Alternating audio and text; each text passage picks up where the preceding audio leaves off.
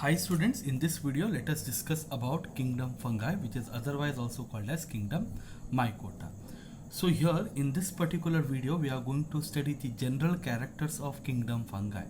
So what all are the characters which are common with respect to all the different fungi, that is what we are going to discuss in this particular video. First of all, let us discuss about the occurrence. These fungi, they are cosmopolitan in nature. They are cosmopolitan in nature. Now what do we mean by cosmopolitan in nature? It means that they are ubiquitous in nature, that is they are found almost everywhere on the planet. They are present in water, they are present in soil, they are present in the clothes, they are present on the surface of the animal and the plant body, they are present inside the plant body and animal body too. Okay, and very important point, one more point, that is they are one of the best decomposers. They are one of the best decomposer after bacteria. Then one more point what we have to see in case of occurrences, they also, some of the fungi, they are parasites, that is they reside into the body of the host animal or a host plant, and they are going to harm the organism. By this they are going to derive the nutrition and they are going to harm the host body, so they are referred as the parasites. The next is about their structure. Now if you see, primarily there are unicellular fungi and there are multicellular fungi also. Unicellular fungi, for example, yeast is a unicellular fungi, and multicellular you have penicillium, Peziza, etc. Okay, and when you see the structure, that is when you see the fungi under the microscope, they have a cell wall, and this cell wall, it is made up of a chitin, and this chitin is a polysaccharide. The cell wall of the fungi, it is made up of chitin and it is the polysaccharide. Okay, and the nucleus is eukaryotic type, that is the nucleus is being surrounded by the nuclear membrane. Now one more point what we have to remember under the structure is, now if you see, observe the fungi under microscope, we can see they are thread-like structures, and these thread-like structure, that is called as hyphae. These thread-like structure, they are called as the hyphae, and always these fungal hyphae, they are associated in the mass. Okay, there is a formation of network of the fungal filaments or hyphae. Now this mass or the network, it is called as mycelium. It is called as the mycelium. Individual filament is called as the hyphae, and the group of the hyphae or group of filaments of the fungi, they are called as the mycelium. So this is really very important for us to understand. This is the characters of the fungi.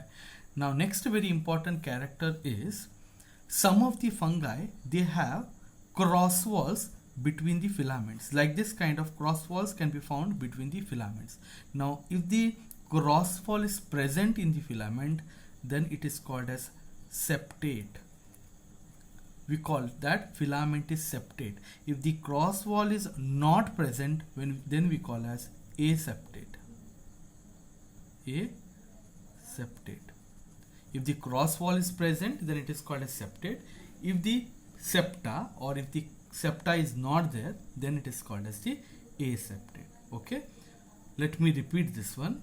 The cell wall is made up of chitin, which is a polysaccharide, and the nucleus is of eukaryotic type, that is nucleus is surrounded by the nuclear membrane, and the fungal filaments, that is thread-like structures, they are called as the hyphae, and the group or the mass of this hyphae, they are called as the mycelium. And some hyphae, they are having the cross walls, that is the septa. If septa is present, then it is called as septate filament. If septa is not present, then it is called as the aseptate filament. Okay, now next let us discuss about the nutritional status of fungi. Now these are strictly heterotrophic in nature. Now I need not explain what is heterotrophic. It means that they are dependent on other organism for their food. In heterotrophic, they are strictly saprophytic. Some are parasitic, but some are saprophytic. That is, they derive the nutrition from the dead and decaying matter. That is, dead and decaying organic matter. Organic matter. Now, examples such as dead plant or dead animal, okay, it undergoes something called decomposition. Now decomposition may occur because of the bacteria also, or because of the fungi also, because fungi will release certain enzymes which start to decompose the organic matter in them, and during the decomposition, whatever simpler molecules they get, they derive that simpler molecule, they absorb that simpler molecule as their nutrition. So it is called as saprophytic form of nutrition. Now parasitic forms, what they do, they enter into the host and they derive nutrition from the host and cause problems in the host body. So they are called as the parasites. Now the third important point with respect to the general characters of fungi is the symbiosis. Now we already know the meaning of symbiosis. Symbiosis is nothing but it is the mutual beneficial association between the two or more partners. Now what happens here? Both partner, that is fungi along with the another partner, they are getting benefited. If both partners are getting benefited, then we call it as the symbiotic association. Okay. Now here we can see that one best example for symbiotic association between fungi is lichens. Now what are these lichens? Lichens are the association of the algal partner, that is algae and fungi. That is, when algae and fungi remain together, then we call them as lichens. Now in lichens also there are different types like crustose lichen, foliose lichen and fruticose lichens. So I am not going into details of types of lichens. So this is the association where the algae is going to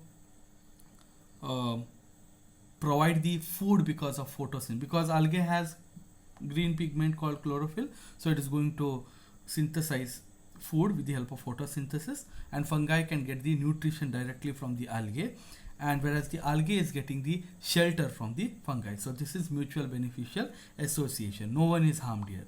Second one is, this is mycorrhizas. There are two types of mycorrhizas, which is ectomycorrhizae and endomycorrhizae. Now this mycorrhizae are the special type of fungi because they associate in the root system. Very important, they associate in the root system of higher plants. You know that in case of higher plants, okay, they have something called root system and shoot system. Here there is separate root system and shoot system. Now what happens is, these mycorrhizae, they associate in the root system. Now ectomycorrhizae means what? They are going to surround the root. If this is the root system of the plant, they are going to surround the root system of the plant. In case of endomycorrhizae, what happens is, they are also going to surround, at the same time they are going to penetrate inside the root. Now what is the benefit here? When these ectomycorrhizae, they start to surround the root system, the surface area of absorption of this root, surface area absorption of water of this root system is going to increase. Okay, and also mycorrhizae, they will help in the retention of water, one thing. And second very important thing is, these mycorrhizae, they make phosphorus available to the plant. Okay, so this is the beneficial aspect of our ectomycorrhizae and endomycorrhizae. Both of them have almost a similar function, only thing is one mycorrhizae, they enter the root system. Now let us come to one more section, that is the reproduction part of the algae.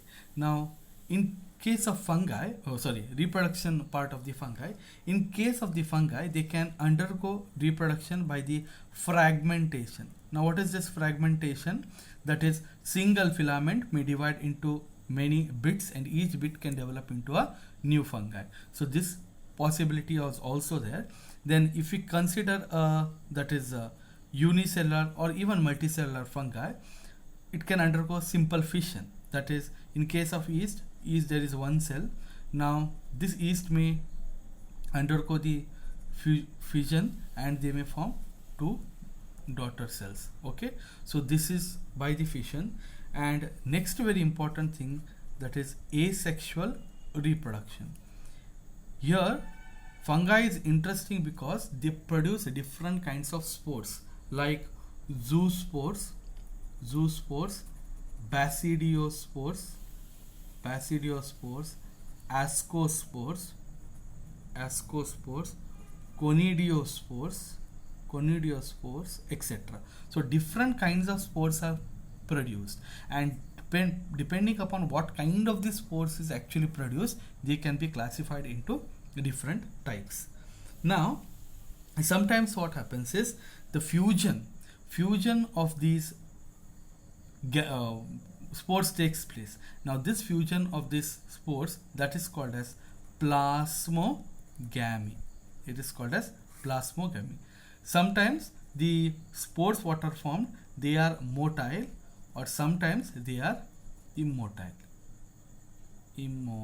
Okay, sometimes they are motile, sometimes they are, in the sense, like for example, if I say zoospores, they are motile, but some other spores like conidia and all, they are not motile, they are immotile. So this is one thing.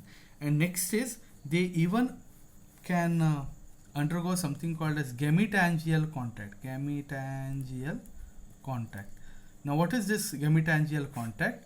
Two compatible fungal filaments, that is, if this is a fungal filament and this is another fungal filament, they fuse together, that is the nucleus fuse together, which is also called as karyogamy, and later on this is diploid nucleus which is formed now, and this will undergo meiosis, and after the meiosis they are going to form the spores. Okay, and with the help of these spores again they are going to generate themselves.